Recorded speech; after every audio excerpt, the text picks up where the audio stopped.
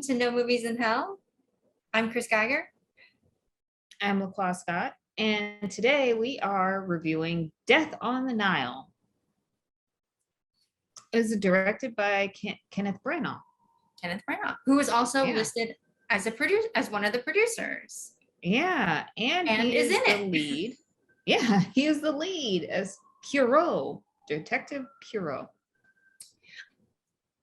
After seeing Belfast, which is his pet project, I think. I thought this was good. Mm-hmm. I thought he was good. Of course, he is very good as an actor. Thought that as a director, very good. So I'll say positive things first. Jennifer Saunders, love her. Oh my gosh, yes. Almost unrecognizable too. Right. So I didn't realize she was in it. And as I was watching, I was like, who is that woman? And I had to come home and look it up. But I have loved her since Absolutely Fabulous days. And so she was great. Gal Gadot, I was not sure who she was when I was seeing the trailers for this. But I thought she did okay in this role. Which is very different from the other stuff that we've seen her in. Yeah. Those are my positives. All right, should I go through my positives? So I thought that I like Kenneth Branagh in this context as Poirot. I feel like he has a ultimate glow up because literally, I mean, I did see predecessor film, The Orient Express. But just to think, this guy was in the Wild Wild West as the villain. Almost 20 years ago. So I'm thinking he actually looks very good. And I really appreciated the backstory of Poirot in the opening because in the first film, they didn't really cut to it. It was just he gets on the train and then realizes things are happening. So this one, they kind of backtrack to give his background before they launch into kind of who's summoned him to partake in an investigation. And then that investigation turns into a larger investigation.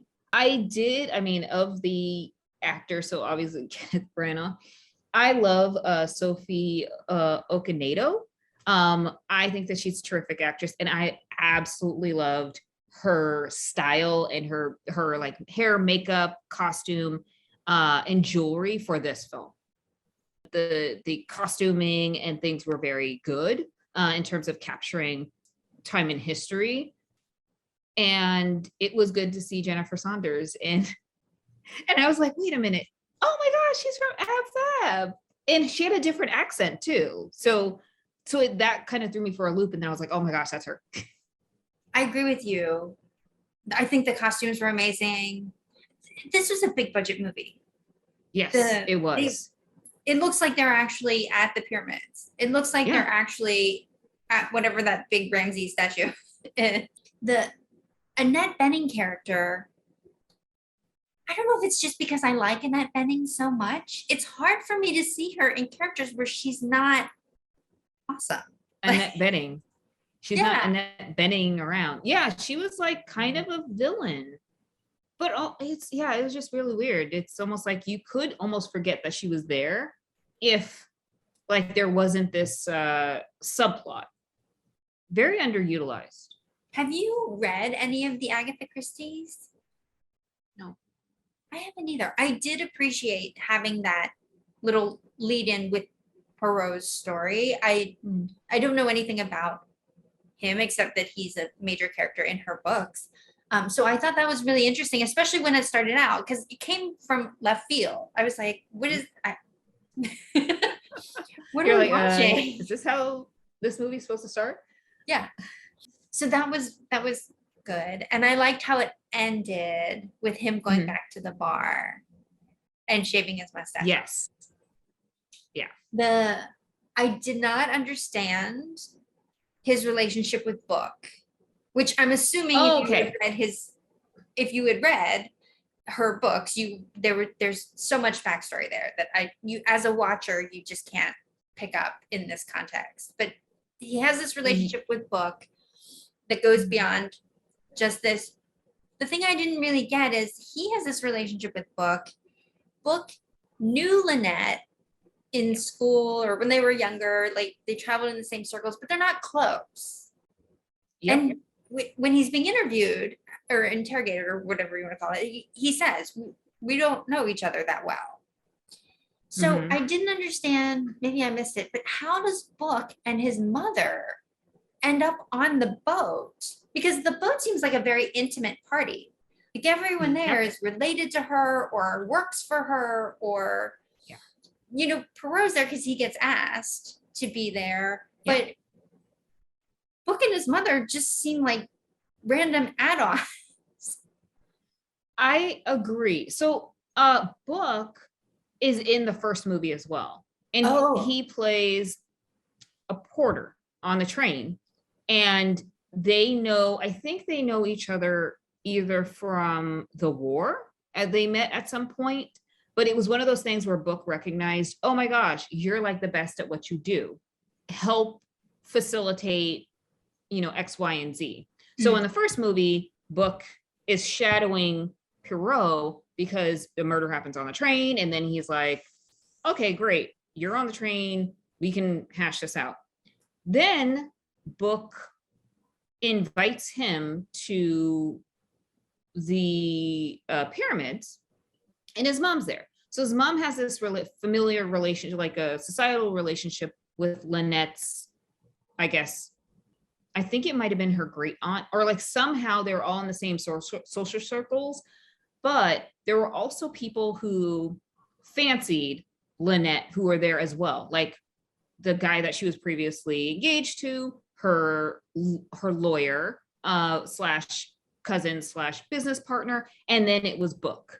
But then the mom realized that she called Perot because she wanted for Perot to investigate, like small scale investigate this relationship that Book was having. But then he was there at the right moment to figure out what was going on with Lynette. And it seems like she had a lot of enemies, and she expressed that. And the red herring turned out to be true, which was hilarious. A lot of things like started to come together. It's very interesting. And also like for I haven't read any of Agatha Christie's work, but I went to go see this movie in Alamo. And the trailers, they curate the trailers so that like you kind of have some context. And they showed the trailer for Death on the Nile that was done in like the 60s or the 70s.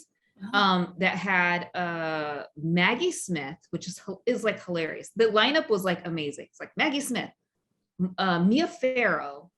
Oh my gosh, there's a guy who was in the Bond films as like Basil Exposition. And they're like, it's all-star cast, and like it was like Death on the Nile. And I'm like, I'm so curious to actually see that film because I know that they changed a couple of characters.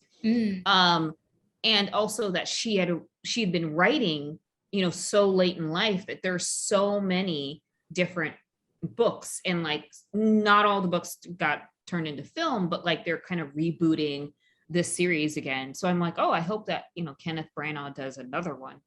Since he's producing and directing it, it's actually a lot of fun. I feel like this one fell short on a couple of notes, and I think one was the special effects for sure. It was like there's some elements where I was like, it is clear that this is a green screen. It does add some value, but like I can see the limitations, likely due to COVID. Yeah, for sure. I read a little bit about it. I usually don't read about a movie after I watched it because I've already watched it. So, but if I'm curious about something or if I couldn't figure something out, I'll look it up. And the article that I read, I think it was in Variety, said that this was slated to come out pre-pandemic. And they did a press junket for that at the time. And then because of all of the subsequent the allegations that came out, after that, they were like, we're not going to do another one after, like, when it actually comes out. Because when I was reading about it, I was surprised. It said it's $160 million budget. Oh my God. And it does have an amazing cast. I mean, a lot of that went to salaries, so that makes sense. But it doesn't seem like $160 million. Yep. I mean, I don't know what $160 million seems like, but it was all self-contained for the most part on that boat. Like once there were two main sort of areas, like not on the boat and on the boat. And the on the boat part didn't seem like it would be super expensive. Yeah. Although I don't know. I don't know how, I guess I don't have any context for that. I don't know how much boats in Egypt cost, but yeah, so I was surprised by that. And then I guess I was surprised that you didn't see much about it when it came out, that it was so big budget, and that they didn't make a bigger deal about Kenneth Branagh being the director and the lead, especially coming out of Belfast, like coming off the Belfast tale. Like everyone liked Belfast, or it seemed like. I didn't really hear a lot of people saying, no, that was terrible. I thought that they might hit that part harder. So yeah, those are the things that I kind of thought, oh, all right. I mean, I think that Kenneth Branagh definitely has weight, but I think that they hitched their wagon to 3 red flags. I think that was the pull. But what's great is that Kenneth Branagh has other things that are actually Academy Award winning. So it's kind of like, well, you can take it as a loss, but he's doing other work. Whereas the red flags, like it's almost question mark in terms of career trajectory at this point. So I think that once, allegations and things came out with certain individuals in the cast, they figured that this is a loss, a total loss to them.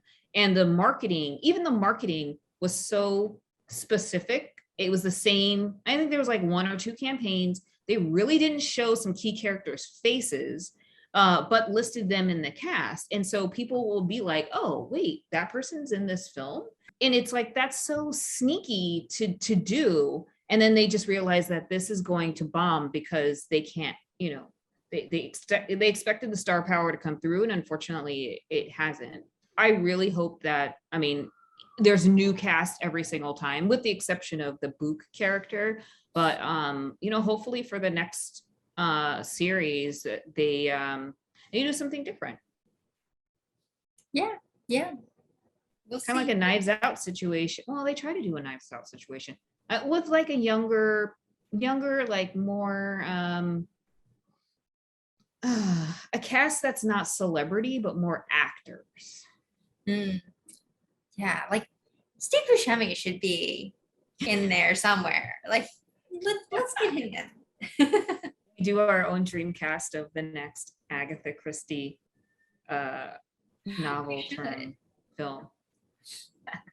We should do our we haven't done our brackets yet for the. Oh my gosh, yes, we definitely have to do that. And coming soon. 18.5. Wow. Yeah. So 20 is the bar for if it's average in every category. Soundtrack, special effects, we both gave it below average. Yeah. Costumes, hair and makeup, jewelry. I thought they were all good for what this was. I agree. This is a period piece. They did get the big Tiffany diamond out. So yes, I was like, oh, they're doing that. Maybe there's a partnership tie-in there because, yeah. Oh boy, Tiffany. But yeah, as I mentioned, like I enjoy the hair and makeup of Sophie's character. And I really thought that it shone through, because I feel like sometimes in period pieces, characters just get like left out. And I felt like they were pretty true to form in this situation. Agree. I did think when I saw the Tiffany diamond, I was like, oh, well, that explains where some of that money went. Yeah. Because that thing has its own security detail. Yeah. So yeah. But maybe Tiffany funded that because of, their tie-in. We're But gonna show this diamond. It'll drive people to want to buy it well, they're or hitting adjacent products? or I think they're pushing, honestly, I think what's happening is they're pushing yellow diamonds Mm-hmm. hard. Like they have that, I don't know if you've seen that Moon River Yes. thing with The Beyonce. Beyonce. Yes. And she's wearing it too. And I think they're going after like the non-traditional, the alternative diamond buyer, people who are open to Fascinating. colored diamonds. I saw so that advertisement with Beyonce and Jay-Z is on top of the Tiffany on 57th and 5th. Okay. And it's also when I went to Cancun, when you leave the Cancun airport, it is a billboard, a huge billboard. And I'm like, oh my gosh, this is a global campaign. I'm so like it's exciting to me, but I had no idea that they had yellow, like just standard diamonds available. I guess I'm not a jewelry person. So it's like this is good context to know coming from a jewelry expert. Yes. If you have any questions about specifically diamonds, are my specialty. Yeah. So the Tiffany yellow diamond is like such a hallmark of that brand. Like I think if they ever rebranded and left the robin's egg blue, that they would go with a yellow color because that diamond has always been associated with them. And they've reset it a couple times, but it's been in the current setting for a while. You can see it in New York. It's Oh, really? and I guess it's not on loan for like movies. That's interesting. It's in the showcase in New York. When you go into the store, if it's where it used to be, when you walk in, it's over in a showcase on the left-hand side as you walk in. I've never been to the store on 57th and 5th. I've only been to Tiffany's once. I know this is gonna sound wild. I went to the one on Wall Street and I got the Wonder Woman cuff, like the Elsa Peretti Yeah. cuff. I never seen you wear that. Because I worn it once.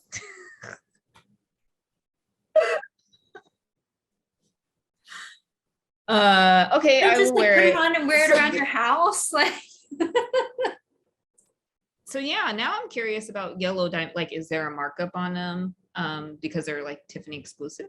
no, so the Tiffany doesn't have an exclusive on the yellow. It's just that is kind of their showpiece for their house. And so they're really promoting yellow diamonds. Yellow diamonds are actually like people didn't like yellow diamonds for a very long time. Like the premier has always been white, super Yep. white. And yellow diamonds were always rejected for the longest time. And now they're becoming like more popular in their own right, just like any other color, right? Like pink diamonds are very popular now. Blue diamonds are very popular. It's just an alternative diamond color. They're largely produced because there's an impurity in the carbon. It's nitrogen generally that causes that yellow color to come out. But now in the past, they would That's cut diamonds fascinating. so that they would reduce the amount of yellow coloring if they could cut the flaws out so that it would show face up whiter. They would do that. But now they're actually cutting stones so that they get more of that yellow color and they're packaging them as yellow diamond. I learned something new today. And a lot of times yellow diamonds are less expensive depending on what color yellow and than their counterpart in a white would be. It just depends. We should go to the Tiffany store together. I have tried so many times to get reservations at the cafe. I haven't tried since the I pandemic. have to. Before the pandemic, I was like hardcore in there trying to get in, and it's so packed always. It's so hard. I wonder if they're open again. I tried like because I used to work near the park, so it would be easy to like walk over and I would check to see like, oh, is there like a good time I can just like go and get coffee and then like do a coffee run and come back to my office. No, I hope it opens soon. yeah, I just like never, I like jewelry stuff like goes over my head.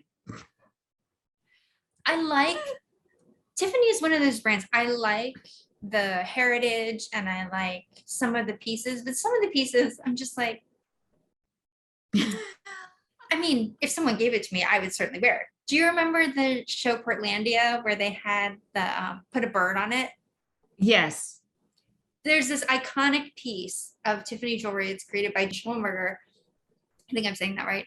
And it's like this big blue stone. I can't remember what it is, but there's a bird sitting on top of it. And every time I see it, I think of the Portlandia. Like, Put a bird on what should it. we do with this? Put a bird on it.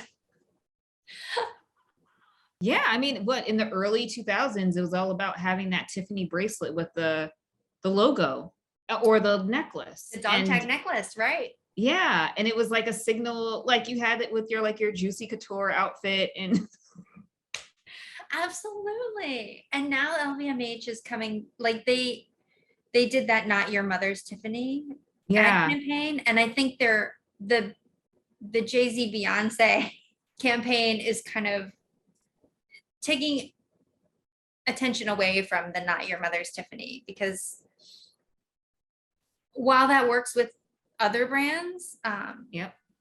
I don't know that it works necessarily for them. We'll see. Yeah, it's so like heritage. So it's like, yes, it's your mom's brand and it's for you as well. Right. Like if my mom had any Tiffany jewelry, I would want that. Like Right. Oh my and gosh. yeah, yeah, no question.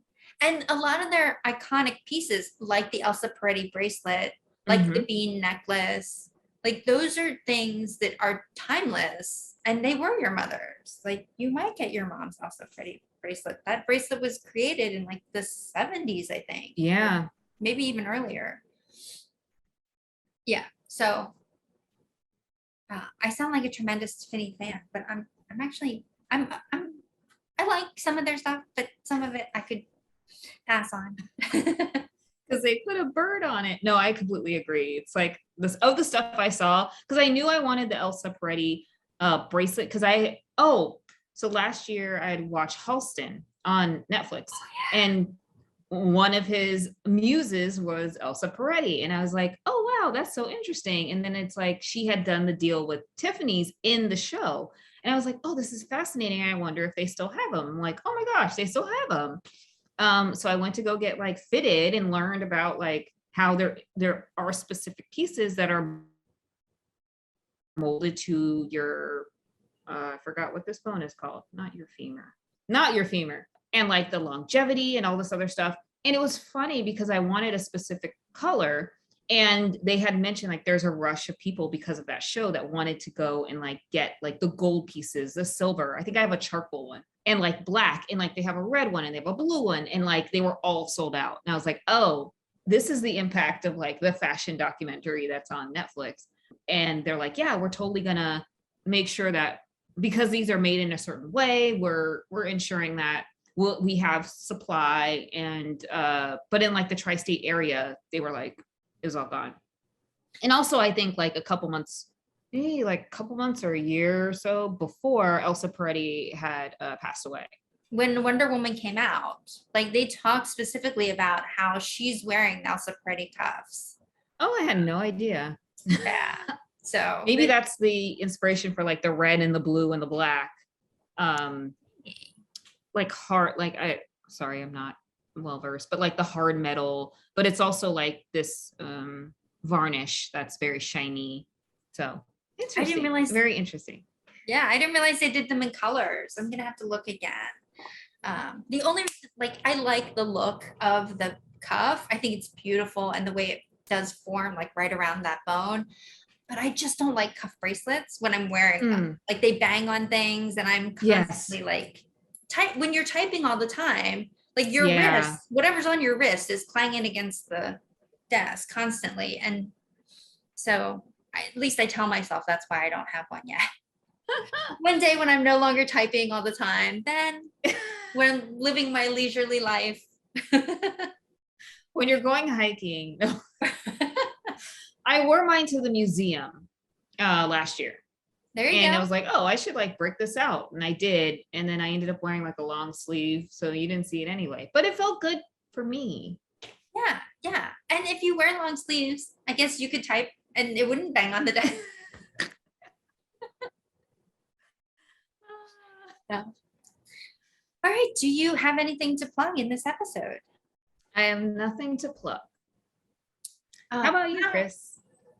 I am going to IFC Theater when I'm back in New York because they are doing a 4-week retrospective, I guess, on Mifune.